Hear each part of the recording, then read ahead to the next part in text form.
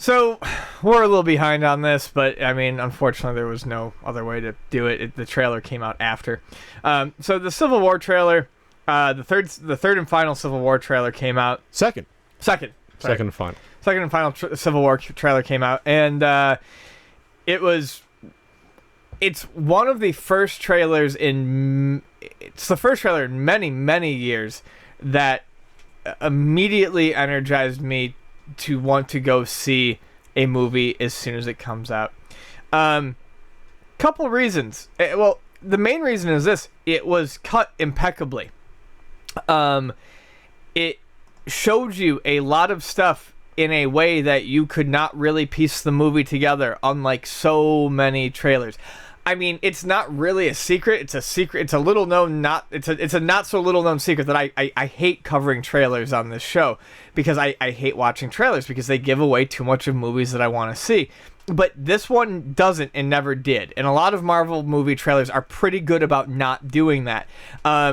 And this one was fantastic. The action looks tight. The story looks like it's going to be good. The tension looks like it's going to be there. It's character arcs. Actual character arcs. It doesn't look fucking ham-fisted.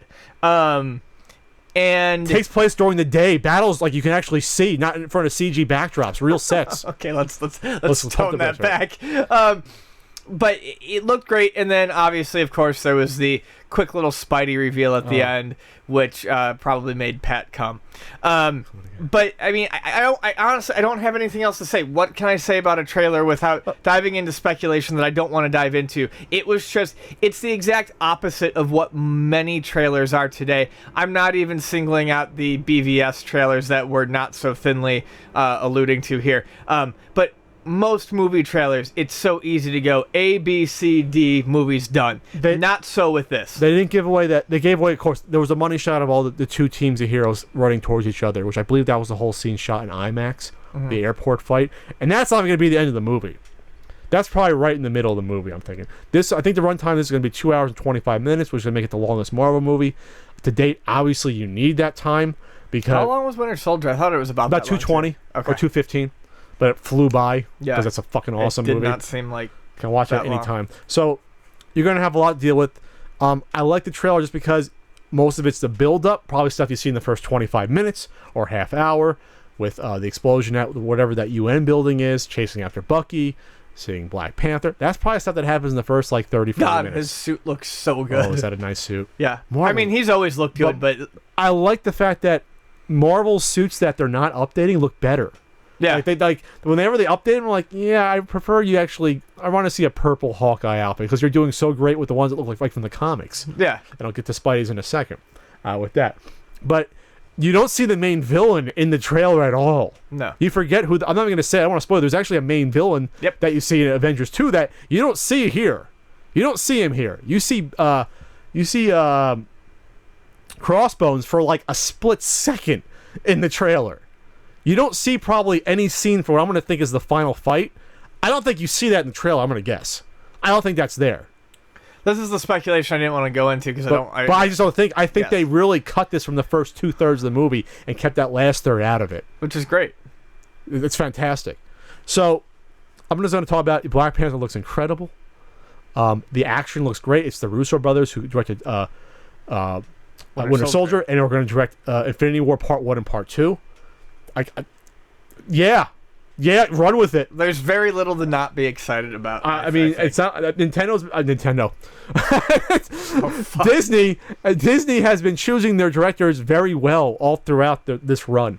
Whether it's starting with Jon Favreau, who kicked off the universe to a good start, and then you got the director of Thor, who had Shakespeare background. They're doing well. They're not just entrusting their entire universe with one person. For the most part, they are saying, okay, this is going to be James Gunn's going to be good for Guardians of the Galaxy. Yeah, they're picking. The Russo brothers are going to be good for Civil War. They're actually thinking. They're actually thinking about it and not picking directors that might be too big for their britches and trying to change too much too. Yeah, directing more towards the content versus maybe putting their own pastiche on it to an extent that might mar the end product. I'm not trying to talk about something specifically, Ian. But okay, let's talk about Spider-Man. The perfect amount. I I knew they couldn't go the entire length of promotion without showing him. I was shocked they went this far 2 months before. Then again, they didn't have to. If Spider-Man wasn't in this movie, it would have done $1 billion regardless. But just putting him in even more, because think about it. If it wasn't geeks like me and you, imagine if you just, like, you're a movie fan, you like the Marvel Universe, but what if you weren't following the news and saw him in the trailer for the first time? You would have went ape shit. Yeah. Even more, like, I can imagine that. I almost want that sucked out of my brain, that memory knowing he was in the movie, so I go to the theater and see him there. Yeah, I mean, that's know? one of those things where I understand why they had to do it. I wish they hadn't. A conversation that you and I had, and I had kind of had the same thought, but you verbalized it, was I think what would have almost been more effective, although obviously mainstream audiences wanted to see Spider-Man, what almost would have been more effective would have been seeing the web come down and grab Cap's shield and then cut. Or maybe, yeah, that could have been something. Then that would have gotten people more excited. So, yeah, you see him web him up. What's interesting, that quick snippet, is that Black Widow is actually on Captain America's side for that little scene when she's on the opposite side. So something might have happened. So Spider-Man webs him up, says, "Hey, everyone," in the perfectly meekish high school voice that he should have because he's a 15-year-old kid with incredible superpowers. He is...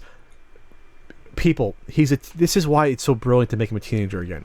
Because in that group of all those high-power superheroes, he's more powerful than all of them. Yet he's a kid. And it's a juxtaposition against all the more adult characters that are a little less powerful, but know what they're doing, have more experience. It makes perfect sense to cast him as a teenager.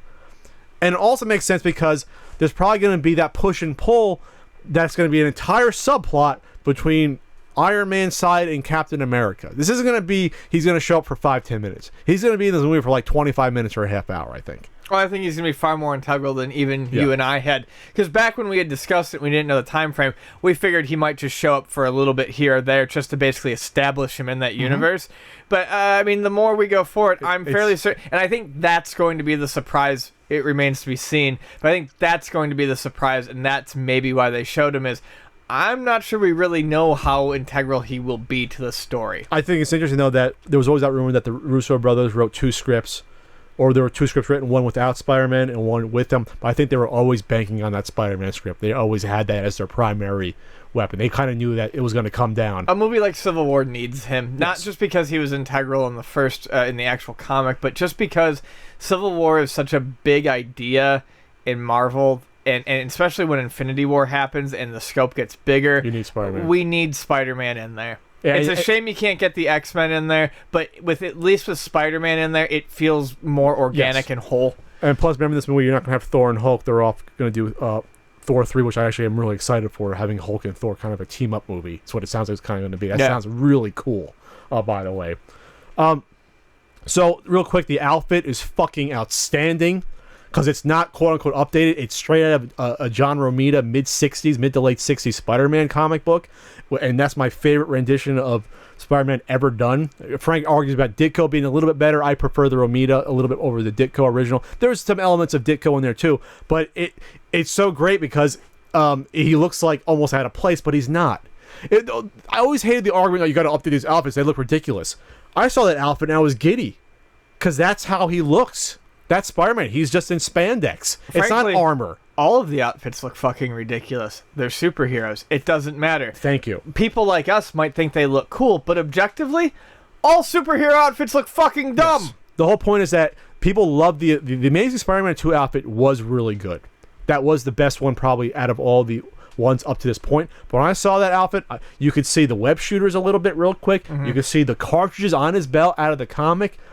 I am totally satisfied. People were complaining about the eyes move with the camera lens. It sounded like I don't mind that at all.